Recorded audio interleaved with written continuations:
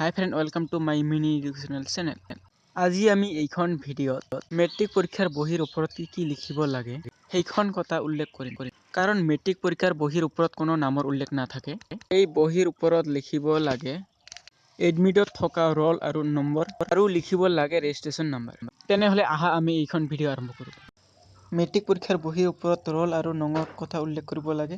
ইয়াত ৰোল দিয়া হৈছে আৰু ইয়াত নং দিয়া থাকে। ৰোলত তিনিটাকৈ অপশ্যন দিয়া থাকিব। ৰোল যেনেকুৱা A21, ইয়াত চাৰিটাকৈ অপশ্যন থাকিব A, B, C।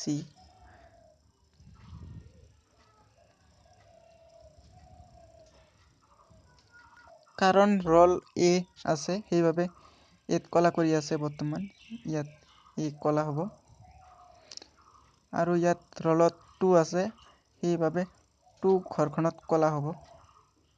ইয়াত 1, 2, 3 এই ধৰণে থাকিব। ইয়াত 2 আছে সেইবাবে 2ত কলা হ'ব। আৰু ইয়াত ৰোলত 1 আছে সেইবাবে 1 নম্বৰ ঘৰত কলা হ'ব।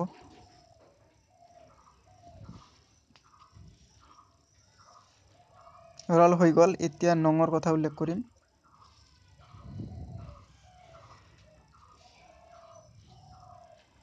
নঙত তিনিটাকৈ ঘৰ থাকিব,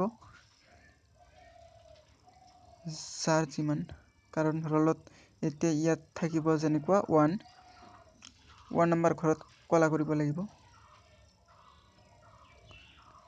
ইয়াত তিনিটাকৈ অপশ্যন দিয়া থাকিব, চাৰিটা।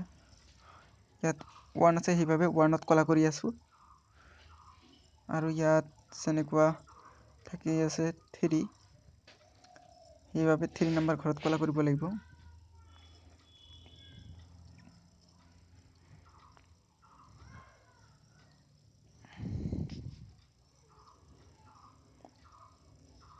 ইয়াত 4 হৈছে সেইবাবে 4 নম্বৰ ঘৰত কলা কৰিব লাগিব।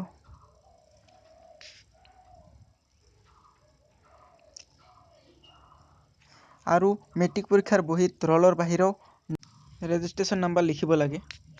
এইদৰে নম্বৰবিলাক ওপৰৰ পৰা তললৈকে মেনশ্যন কৰি ঠিক কৰিব লাগে। আৰু ৰোল নম্বৰ আৰু ৰেজিষ্ট্ৰেশ্যন নাম্বাৰ যাতে ভুল নহয় সেইবাবে এইবোৰ ভিডিঅ' বনোৱা হৈছে। ইয়াত ৰোল দিয়া হৈছে A, কাৰণ A হৈছে সেইবাবে A ঘৰত গোলকৈ কলা চিন দিয়া হৈছে। আৰু ইয়াত ৰোলত দিয়া হৈছে 3 সেইবাবে 3 নম্বৰ ঘৰত দিয়া হৈছে গোলকৈ কলা চিন। আৰু ইয়াত 1 হৈছে সেইবাবে 1ত কলা চিন দিয়া হৈছে কলমেৰে গোলকৈ। এতিয়া আমি নঙৰ কথা উল্লেখ কৰিম। নঙত দিয়া আছে 5 সেইবাবে 5ত কলা চিন দিয়া হৈছে। আৰু নঙৰ কথা ইয়াত 2 নম্বৰ ঘৰত আছে 3 সেইবাবে 3 নম্বৰ ঘৰত কলাকৈ দিয়া হৈছে। আৰু নঙত 2 হৈছে সেইবাবে 2 নম্বৰ ঘৰত কলাকৈ দিয়া হৈছে। এনেকুৱা ধৰণে লিখিব লাগে।